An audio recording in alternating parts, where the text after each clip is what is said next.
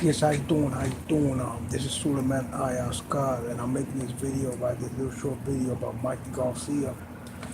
Mikey Garcia for the second time. He dares to be great. You know what I mean? He's gonna fight Errol Spence, and everybody was saying, "Oh, Errol Spence, that would be a bad chance for him to become to fight Errol Spence. That he should fight Lomachenko on 135." But I think that's a good move. What he did, he's going up to 147. He's challenging Errol Spence at 147 for the IBF belt, and by him doing that, I mean he's going to a better division, a division that's full of talent, a division is full of talent. He has a better opportunity to accumulate more accolades right there. He's fighting a fighter that's highly hyped and is avoided. That everybody's saying that's the new frontman for the 147-pound division, and if he goes in there and brings that punching power that he has at 147 and crushes this opponent in a phenomenal fashion, it's going to be very good for him. Basically, what he did to Robert Easter Jr., he made Robert Easter Jr. a one-handed fighter.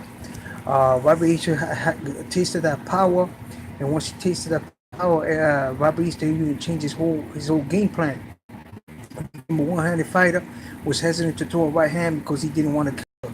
He basically started walking down Robert Easter Jr. early in the fight and accumulated all the points that he needed and knockdowns to win the fight by unanimous decision. I think the fight should have been stopped early because he was devouring Robert Easter Jr. All that Robert Easter Jr. had was a one hand. So when he goes out to 147, he sees the same thing with this fight. Everybody's talking about his size. That Errol Spence is very big, and so forth and so forth. But all Errol Spence is a big target for Mikey Garcia. Mikey Garcia is going to be bringing his punching power, his skill asset. I think Mikey Garcia's resume is much better than Errol Spence. He has accumulated more world championships at different divisions, and he has fought a better quality of opponents. I could name at least 10 ex-champions that he knocked out. And defeated. So Errol Spence, all he did, he was an Olympian, not a gold medalist. Went into the pro game and managed at an old age already for a professional. Attained the IBF belt and has defended it 2 times against subpar opponents. He fought a 147 pounder, 140 pounder that moved up to 147, Lamont Peterson, and basically got a TKO. Didn't knock him out, did not drop him.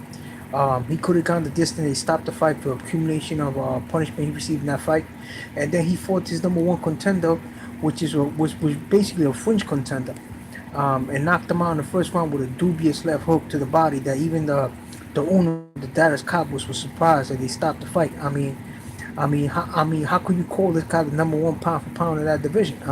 He has not beaten nobody. He has not unified his title, and he's always saying that people avoid him. I think he's the one that's avoiding the other champions. He doesn't want to fight nobody. And in my opinion, I think he's the weakest link in the 147-pound division. I even consider the IBO champion be much better than him. The young man from South Africa. The young man from South Africa beat Diego Chavez, knocked him out. So I think that's a better opponent in his resume than all of Errol Spence's opponents. So everybody said Kell Brook is a great opponent. And Kell Brook came in from injuries. They made him melt down to 147 from 160, and they put him in the ring there. So Kell Brook was an injured ex-champion.